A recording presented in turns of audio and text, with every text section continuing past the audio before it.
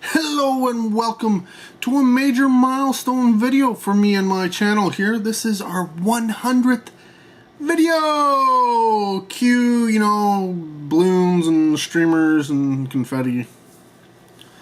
Yeah, no, budget ain't there, so. But it would have been there, if we had the budget, that's what you'd be seeing right now. And probably some flashing lights, maybe a sign or something. But, yeah. No, as it is, it's... Hey, 100 videos. And so, you know what? This one's going to be a little bit long. I'm going to cover a few things here. Starting off with my top 10 movies of 2013. Moving on to the Cast Award results. And then finishing off with, for all those who stick to the end, a 100th video contest giveaway. So yes, if you make it to the end of this video, you will have a chance to enter and potentially win a prize. So, the first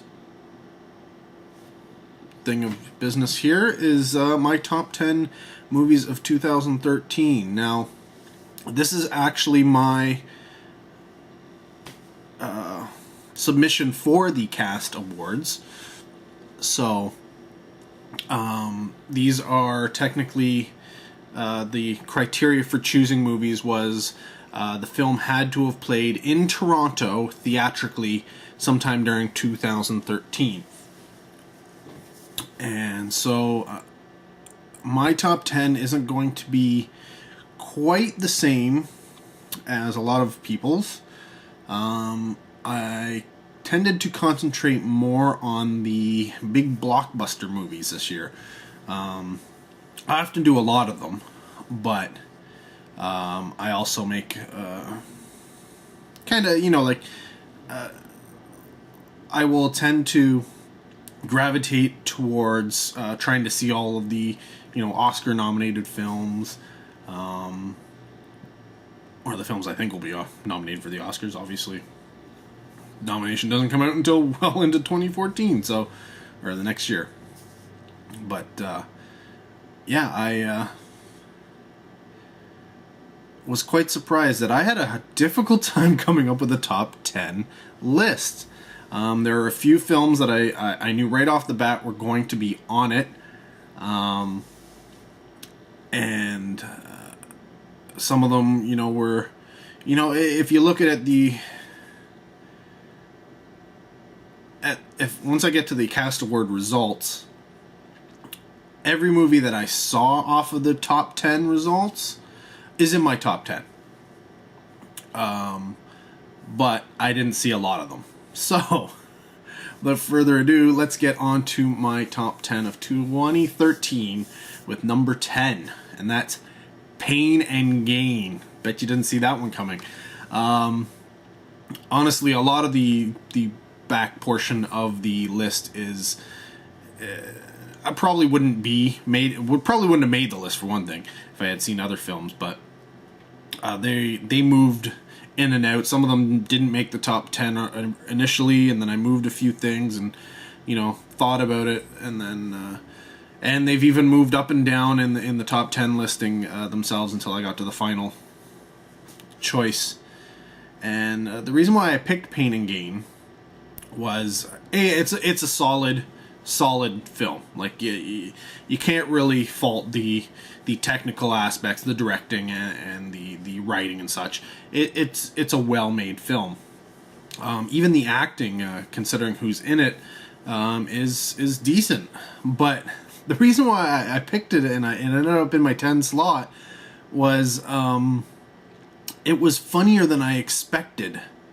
Honestly, I didn't expect really to see a comedy going in, and yet I found myself laughing out loud in the theater when I watched it. So, yeah, considering I'm not a big comedy person, that was something. So, it gave it a little bit of an extra nudge, and it pushed out some other films as a result. But that's the reason why Pain and Gain ended up in there. It's a solid film technically, and whether you enjoy it or not, is part of the subject matter. But I really enjoyed it, and like I said, I found it humorous. It was funny, which I wasn't expecting. So, boom, it gets my number 10 slot. At number 9 is a film that was really, wow, you know what? People either loved it or hated it. And when I originally did a review of this film, my review centered on the fact that it's not the movie. It's not the fault of the film per se, but the fault of the marketing behind the film. And that film is The Lone Ranger. The Lone Ranger's problem essentially comes down to Johnny Depp. He is the marketing tool for that film. He is the name behind the film. He is essentially everything they used and promoted for the film was based around Johnny Depp, including the fact that the producers are from Pirates of the Caribbean. He's from Pirates of the Caribbean. Hey, that's how they got together, right? And because he's the big name and he's the big cost in this film in terms of stars and actors, I think a few things were possibly done to really the detriment of the film. Because the film itself, it's a solid movie. It's a very, very, very well-made movie. But, everybody looked at it and went, well, it's just Johnny Depp as, a Jack Sparrow, essentially, but as an Indian. And why is he an Indian? We've all seen this character before. And, yeah, I mean, I will admit, there are a few moments in the film where I watched and I was like, oh, that was, like, that could have been right in Pirates of the Caribbean. But at the same time, there's a lot of it that isn't. It's not the Jack Sparrow character. And if you didn't see The Lone Ranger, you never would have known. But here's the big problem. He's not the Lone Ranger. He's Tonto. He's the sidekick. The movie's called The Lone Ranger. Maybe you're putting it together here. Lone Ranger is a pretty long movie. The fact of the matter is it should have been 2 separate films. But because it's The Lone Ranger, you had to do the backstory of The Lone Ranger. But because Johnny Depp's the big star and he's playing Tonto, you got to do the backstory of Tonto. He has to be a main portion, main driving force in this film. So you have these 2 essential storylines kind of going through this movie. And don't get me wrong, they work really well. I'm surprised that they come together as well as they do, but it's too much. You know what? The backstory for Tonto should have been in the sequel. That'll probably never get made now. It should, he can do quirky things and stuff like that without having you explain why in the film. But a good portion of the film is explaining why Tonto does the things he does. Meanwhile, the Lone Ranger's continuing on and doing his Lone Rangering. But that being said, the film is solid. If you had never seen Johnny Depp before and never saw him in the Pirates of the Caribbean movies or anything else, and just saw the movie as it is, without any of that, playing towards your viewing, then I think everybody would have a different impression of the Lone Ranger, but it's hard to get that out of your head. That's not a fault of the movie per se. I would say there is a fault on the producers and their reasoning for choosing Johnny Depp to play the Indian, but hey, it's still an enjoyable movie. It's still a very, very well done movie. Again, it's a little long, drags a little bit in certain areas, but that's only because the rest of the film has some amazing scenes, and and some brilliant action. So, yeah, Lone Ranger comes in at number 9. Number 8. Number 8 is a sequel. In fact, it's the 6th movie in a series. And it has nothing to do with recent events. Swaying my decision to put it in there. And that's Fast and Furious 6. Essentially, I think Fast and Furious 5 really bumped up the series to something other than, just fast cars and girls in short shorts and bikini tops. Not that, fast cars and girls in short shorts and bikini tops isn't a bad thing, because it's not. That's the reason why we watch a lot of this stuff, right? That's the reason why I watch a lot of this stuff. But Fast and Furious 5 stepped it up a little bit. And I think number 6 takes it that little notch even further. And as such, it's not just your standard action film. It's a little bit more than that. And, I'm not saying, death of Paul Walker is definitely a tragedy, especially for the series, and, family and friends. But it didn't have any sway whatsoever in me putting this film on my list. It moved around, but I think 8 is in relation to the 9 and 10 is probably where it should have sat. Number 7 is a film I'm guessing most of you, if not all of you, who watch this video have never seen, and you may never see, though hopefully that's not the case. And that's a film called Motivational Growth, which I saw at the Toronto After Dark Film Festival. And the reason why I picked this film, it's a micro-budget film, very, very low budget, and that definitely affects the movie to some degree. I mean, the trailer, when you watch the trailer, I mean, at least when I watched, I thought, this movie's, I'm not going to enjoy it. But then I saw the movie, and it is, wow, it is smart, it is tight, it is bizarre, it is new, it is different. It's essentially a guy who's a recluse, trapped in his, apartment, and talking mold. Yeah, his adventures with the talking mold. And it has references to pop culture and science and metaphysics and life and sociology and there's just so many levels to this movie that you could watch it probably 20 times and not pick up on everything going on in the film. And that's one of the things I like about it. It is just that smart.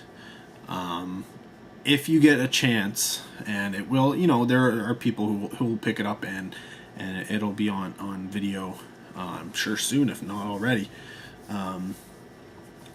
Give it a chance. This is, it's destined to be one of those underground cult phenomenons that, people going to university and stuff will be like, dude, have you seen Motivational Growth? And they'll be like, what? And you know what? It'll spread like a virus. One guy will show the next guy, who will show his girlfriend. His girlfriend will talk about it and tell, and it'll just propagate and it'll go out there. It just takes, people to see the film, because it hasn't played anywhere other than film festivals. And because you have no way to, show it to other people yet, it can't grow. But just like the mold in the film, this sucker is going to get big. It's going to talk. It's going to get legs, and it's going to move. But yeah, highly recommend you check out Motivational Growth, which comes in at number 7 on my list. Number 6 is another movie most people will not have seen, and it's a foreign film from Korea called Flu. Essentially, it's their version of Contagion. And the reason I put it in there is where Contagion takes sort of a very glossy Hollywood look at disease and pandemics. Flu takes a very grittier look. Instead of things being nicey, this is definitely, the evil of man when it comes to disease and what can happen. It's a thriller. It's got action. It's got it's so entertaining, and it's got a lot going for it. And my phone's ringing. I have no idea who that was. There was somebody on the other end, and I could hear things, but nobody would say hello back. I hate when that happens. Could have been a telemarketer for all I know. I have no way of knowing now. Not that I really care. But anyways, back to Flu. So, yeah, there's more energy to the film. It's very action-packed, Korean style, right? But it's dealing with, pandemics, and I love those films. Outbreak and Contagion and zombie films in general, that kind of stuff. I love that. I love the idea of almost something that, it's coming out of nowhere and nobody knows where it came from, how to defend against it, etc., and it just gets worse and worse and worse. I love that, and Flu is definitely a high action version of that. That's very, very, very well done. Number 5 on my list, 2013, is another movie I saw at Toronto After Dark, and that's another foreign film. This one's from India, and it's called Eega, E-E-G-A. And the reason why I picked it was, it's not only just fun and very entertaining and very well done, but it was just refreshing.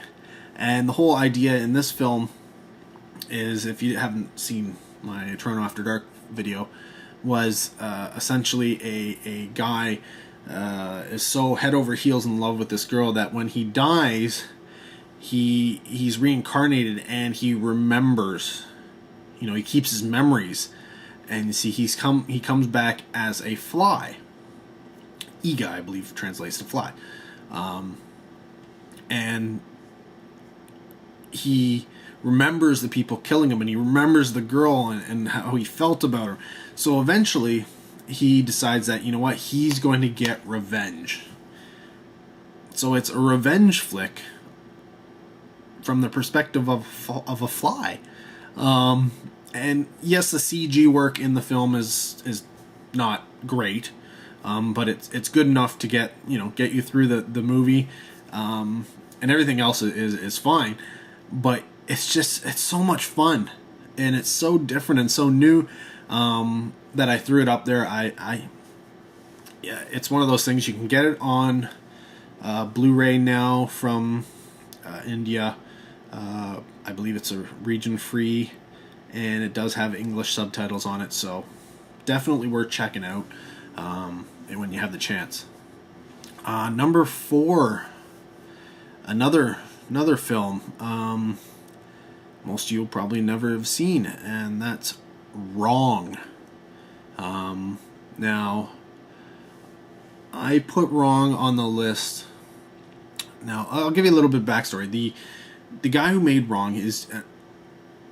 the guy's got some... He's a artistic genius, almost. There's something in his head that just seems to work. Maybe we're on the same brain wave. I don't know. But his first film, Rubber, actually was my number 1 pick 2 years in a row. I originally saw it at a film festival, and then the next year it got a regular theatrical release. So, hey, it met the criteria of being released, in theaters to Toronto in both years. And I loved it so much. I thought it was great. So, yes, I'm a little bit biased with this movie because it's by the same guy. But the beautiful thing about Wrong is everything revolves around that title. So everything in the movie is wrong. And it's one of those things that's a little bit hard to really figure out at first, but once you start getting, clued into the fact that the movie is wrong, things start to, fall into place, and it's just so smart, and it was so different. And if you can see, part of my choices are because the films are different and new and entertaining at the same time. So yeah, I really enjoyed Wrong. Fortunately, I've been told that his follow-up film not so good, but whatever. Can't make gold every time, right? So, number 3, again, another movie from the Toronto After Dark Film Festival. Now, this one I didn't like as much when I first saw it. It's a micro budget film. Like, anybody could make this movie. But here's the thing, nobody did until now, and that's The Battery. Essentially, it's a zombie movie. Yeah, I know what you're saying, another zombie movie. But it's not about zombies. It's a buddy, there's comedic moments, so a buddy comedy, road trip film where two guys alone by themselves are dealing with the zombie apocalypse, and it's such a different look at the zombie genre, and that's what I loved about the film. Again, it's micro budget. Essentially, you have a guy with a camera. You guys, say your lines, do your thing, shoot in whatever locations you can manage to find. You wear the same clothes. There's nothing to it. You get very few zombies. And it's funny, it's so micro budget that the good portion of the end of the film takes place in a very, very confined area, and it's supposed to involve a good amount of the undead, but the undead were only, I'm guessing, there for one day of shooting, and so while they have audio for all these undead, there's no undead on the video. So it kind of shows, there's no shadows, there's no, whatever, there's no bodies or anything like that. So it's that's one of the reasons why The Battery, when I first saw it, I was like, oh, you know what, I really wish that they could have done a better film. But as time went on, the whole concept behind it and what they actually managed to do, and the fact that it was just so different and such a different take on the zombie movie, you know what, when you see, I don't know, I probably watch at least 10 new zombie movies a year. There's just that many of them. So when you see something this different, oh my god, you know what, it stays with you, and it stayed with me, which is why it gets the number 3 slot. And that's mostly, like I said, that's why it's getting such a high level on my list. It's just it's smart, and that's why I liked it. Production values and such weren't there, but the film itself and the actors involved, made it work, and that's not always an easy thing to do. Number 2. Now we're starting to get into the last, the big ones, and movies you've heard of, and the 2 movies that I've seen that, will make it onto the Oscars and such like that. And the first one in the number 2 slot is Gravity. Now, a lot of people look at it and go, oh, you know what, that's just a technical showpiece. And it is. It is a brilliant technical showpiece. It is visually amazing. And I've heard people say that, it just once you watch it on the small screen, it's not going to have the same impact. And I'm like, well, no, it's not going to have the same impact as being, blown up on IMAX and such like that, in terms of visuals. But the film itself and what's happening still works. It's a good story, as short as that story seems to be. The story is still there, and the acting is still there, and I enjoy it. I enjoy it for what it is. I enjoy it for what people just see on the surface. But if you like to delve a little bit further and open your mind up to some of the ideas, just do a little search online and look up something like the metaphors of gravity, or what does the film Gravity mean? What does it represent? And you'll see some interesting, and I don't know if they're at all correct, if that's what the filmmakers were going for, but there's definitely something there. Whether it's forced there by people or not, who knows? But Gravity, for achieving what it does, yeah, it got my number 2 spot. I'll watch Gravity a few more times before I die, I'm sure. Number 1, 12 Years a Slave. I went into the film, everybody had already said it was good. It was definitely going to be up there for the Oscar. But you know what? When people say that, I go, you know what? I don't know. We'll see. And I watched it, and oh my God, the film is so well done. The acting is so good, and there are some shots in the film that, you know what, I was just sitting there and my mouth dropped. Like, I couldn't believe, like, it is artistically sound. Like, there is so much behind this movie and going on, and the story is what it is, and you know what,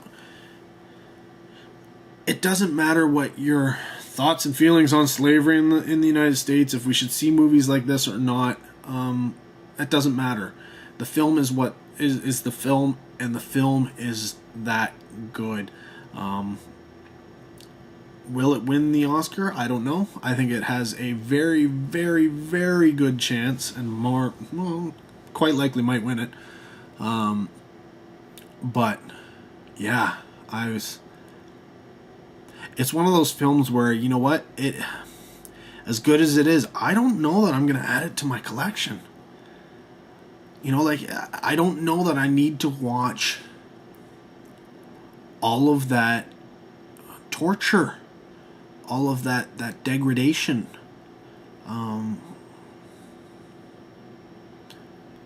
I've seen it. I enjoyed it. And it was very entertaining and well done. But it's one of those things where, you know what? Because this is dealing with, like real life situations, and it's not fictional like a horror movie might be. Yeah, I don't know. Don't know what to say about that. So now I will do an honorable mention here. Well, 2 of them. One is Captain Phillips. I saw Captain Phillips in 2013, and the film is okay. The reason why, well, that's one of the reasons why it didn't make the list. It is okay. There's some acting in the film, which I hope, dude gets the Oscar for it, because, you know what, Tom Hanks is okay, but it's not until really near the end that he really shows his his acting chops. But supporting cast, you know what, I'm gonna leave it at that. I'll let you if you haven't seen it, go see it, and you'll see you'll know exactly what I'm talking about. If you have seen it, you know who I'm talking about. And if you don't, you didn't see the same movie as I did. The next movie I'm going to do an honorable mention is a movie I've seen in 2014, but it came out in 2013.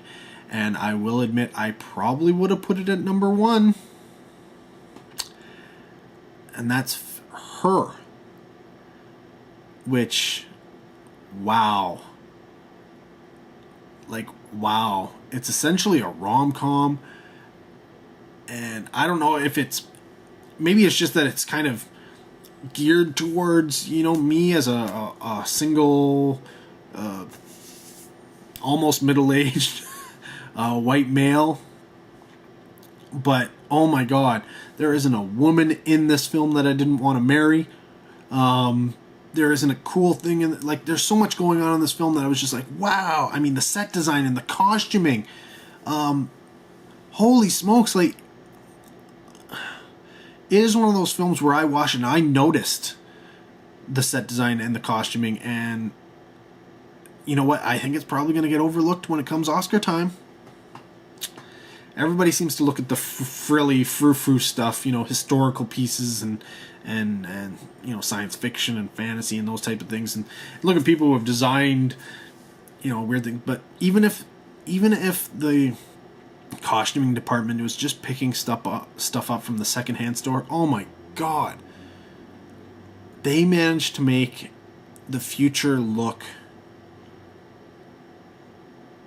unreal, like fantasy, even though it still seemed grounded in real life, and that's what makes Her work so well. The characters, the people. Everybody is so likable. Yeah. Despite, everybody's got their flaws. There's something wrong with everybody in the movie. But at the same time, you just gotta love them all because... Yeah. Wow. And oh my God, are the women, they're just gorgeous. Just gorgeous. They had to pick, like, the most beautiful women. And really, sorry to all the ladies who watched the film. All you got was... him with his Burt Reynolds mustache going on. And you know what, if you're into that kind of thing, great, awesome. But yeah, I'll have to say that I think the guys really lucked out in this one, because we get some beautiful women to look at and watch in this visually really well done film. Dialogue, the writing, the acting, everything about it was just wow. Like, I even wanted to marry the computer. One of the characters is a computer, and I wanted to marry it. What does that say? Well, I'd say a lot of things, but whatever. Maybe I'm just lonely. I don't know. But yeah, Her probably would have ended up my number 1 had I seen it in 2013 and could put my votes in. But I didn't. So... seeing as how I saw it in 2014, it doesn't really count in my mind. Now, on to the cast awards results. I mentioned it earlier, and I didn't really say what it was. Well, CAST stands for the Cinema Appreciation Society of Toronto, which essentially is a group of essentially independent, professional, semi-professional, non-professional film reviewers, goers, general film lovers. Most of them are from Toronto, some are from, the greater Toronto area, and some, have been here in passing, but, continue on. And every year we put in, our votes, and they get tallied up, and we choose winners. I'll give you a little rundown here. Essentially, criteria: all films released theatrically or screened during a festival in Toronto during 2013 are eligible. Ballots were simply ranked from top 10s. We've done top 25s in the past, but that's a lot of work. The top film gets a 10. The second choice 9, etc., etc., etc. There were 33 ballots cast this year. 142 films received at least one mention. 101 films received only one mention. So that goes to show you that we are a pretty diverse group of people. And you look at my list, I'm sure mine had several of those. Something to note, 17 of the 33 ballots contain at least one documentary.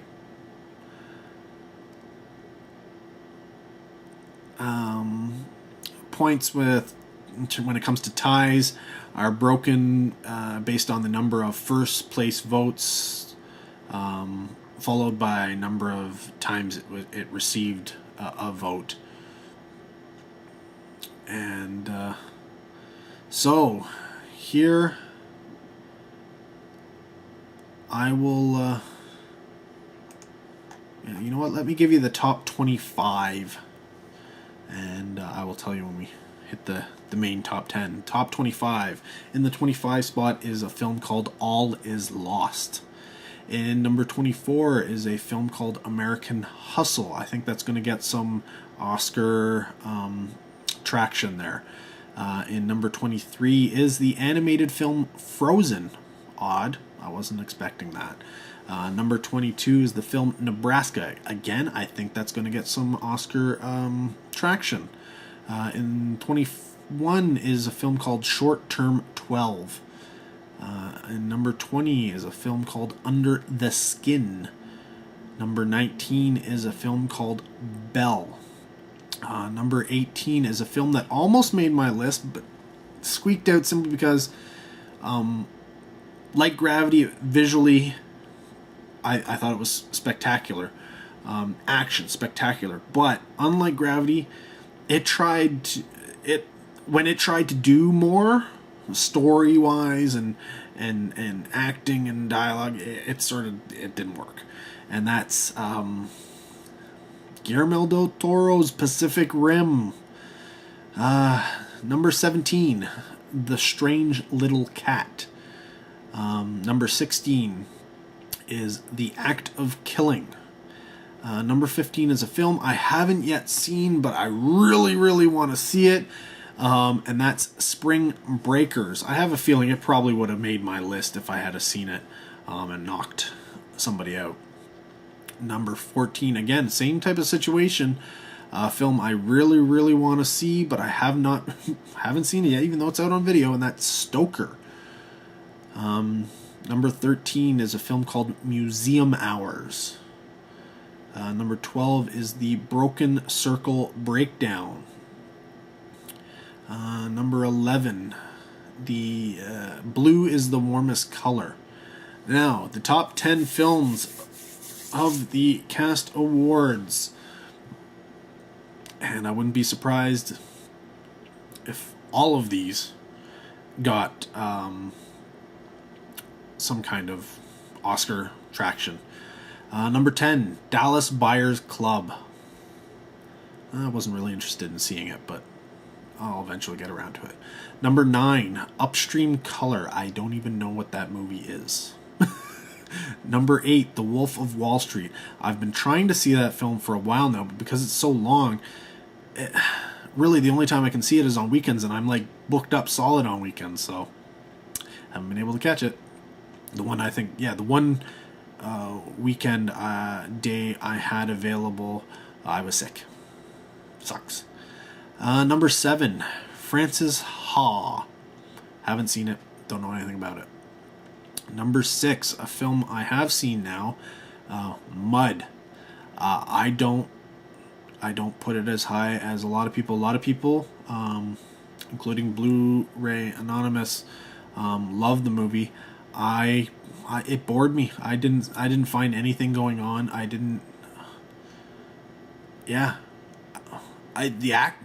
Don't get me wrong, the acting in the film is great. It didn't go anywhere for me. And I wanted to like it, but Didn't. Number 5, Inside Llewyn Davis. Yeah, the Coen Brothers film. I'm not a big Coen Brothers fan, but eventually I'm sure I'll see it. Number 4, the film that made my list, Gravity. Number 3, Before Midnight. Haven't seen it. Number 2, what was number 1 on my list? 12 Years a Slave. And number 1, Her. So, yeah. Her made 18 of the 33 lists. It was number 1 on 5 of those lists. And it totaled 150 points, or 149 technically. And to compare that to the 25 slot, it only got 17 points. So, actually, it's funny. The top 4 films, big difference. Big difference. Yeah, it's amazing once you start breaking down points. It's the cast, the group that involved in cast, they were very, very different in terms of their likes and dislikes. But the one thing that's common for most of them is they know good film. And though they may not necessarily have seen every really, really good movie, you like my list, you go with whatever you've seen.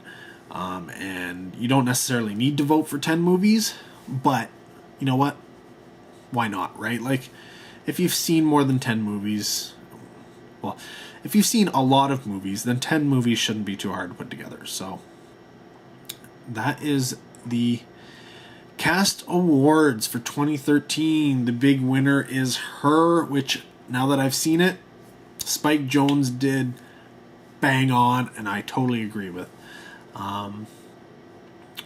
Well, that brings us to the final portion of this video, the contest portion. So, now I could obviously do, what are your top 10 movies of 2013, like I just did, but you know what? Yeah, I won't do that. I know some people don't go out to the theater anymore. Shame on you, but I know a lot of people don't. They're, especially with us, we're a lot of blue tubers out there, and a lot of the people who watch my channel are blue tubers, and they're getting, their Blu-ray collections, and they do a lot of their watching on video. So that being the case, a lot of the stuff you saw was probably from 2011 or 2012. So, what are the criteria for this contest? 1, you must be subscribed to the channel. 2, you must like this video. 3, you must do a video response, and in the video you must essentially, what are we going to do? I'm going to do, what is your favorite movie that you watched last year? In 2013, what is the movie that a movie you watched in 2013? What was the favorite out of all of them? And I'm not saying it had to be released in 2013. I'm not saying the DVD or Blu-ray had to be released in 2013. I'm saying you watched it in 2013. So if you watched Ghostbusters, and Ghostbusters is your all-time favorite movie, and you watched it, that, you can choose that. I don't have a problem with that. But you got to tell me why that was your favorite movie last year. And you know what? If you have a runner-up or something that was close, you know what? Mention that as well. That's fine. I don't have a problem with that. But the video has to be at least 2 minutes long. This isn't just throw it out there and do it. If you are posting, when you post your video online, I want you to put a comment down below saying entered and putting the link to your video. I also want you to message me with a link to your video. And on your video's page, if you could, you've got to put in the description a link to my page, to this particular video, and yeah, and if you can do an annotation as well, that would just be a bonus. So that's what you got to do, essentially. Subscribe, like this video, make a video response, letting me know what the favorite, your favorite movie that you watched in 2013 was. Obviously, you can elaborate on it. It has to be more than 2 minutes in length. You have to put a link back to my channel and this video in at least the description, if not the video itself as well. Do a post below here saying entered and your link to your video, and send me a message as well on YouTube saying, that you entered the contest with your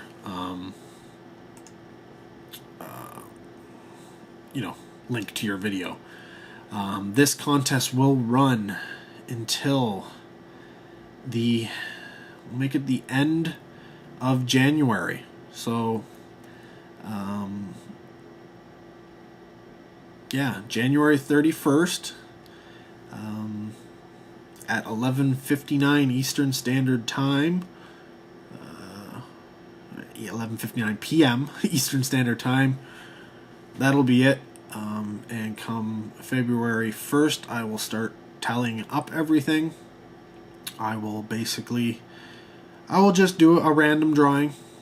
Not going to be anything too fancy. But what is the prize? And this is, you waited all this time. It's not going to be. You know what? It's not going to be anything special. I'm keeping this. You can't have it. You can't have that. No, it's mine. Yeah, you can't have this either. This is mine. Sorry. What's that? Oh, you want the spider gremlin? No, you can't have the spider gremlin. The spider gremlin's mine. Jeez. No, actually, to make it easy and to open it up to everybody, whether you're in Canada, the US, or international, I'll do we'll do a $25 Amazon gift card. Amazon.ca for Canadians, Amazon.com for US. If you're in Europe, I don't know, Amazon.co.uk, I guess, and that'll be a £25. Yeah, I guess I get the better deal, but you know what? It's $25 either way. That'll be the magic number. So, thanks for watching. Hope you made it all the way through. Looking forward to your video responses. Let me know what you think about my top 10, the top 10 from the cast awards. If there's anything you probably would have added, or if you agree or don't agree with certain films, let me know down below. That's fine. I can probably get through the small amount of entries I'm actually going to get for this contest. All 4 of you, I'm sure. So spread the word. Get the word out there, because essentially the whole point of this contest is to get more people on the channel viewing videos I've got here. Because you know what, I'm up to 100 videos and aren't too many of you watching. So hopefully this helps out and gets the ball rolling, because you know what, making these videos takes time. What's the point if nobody watches them? So hope you enjoyed. I'll see you in the next video, and until then, you take care.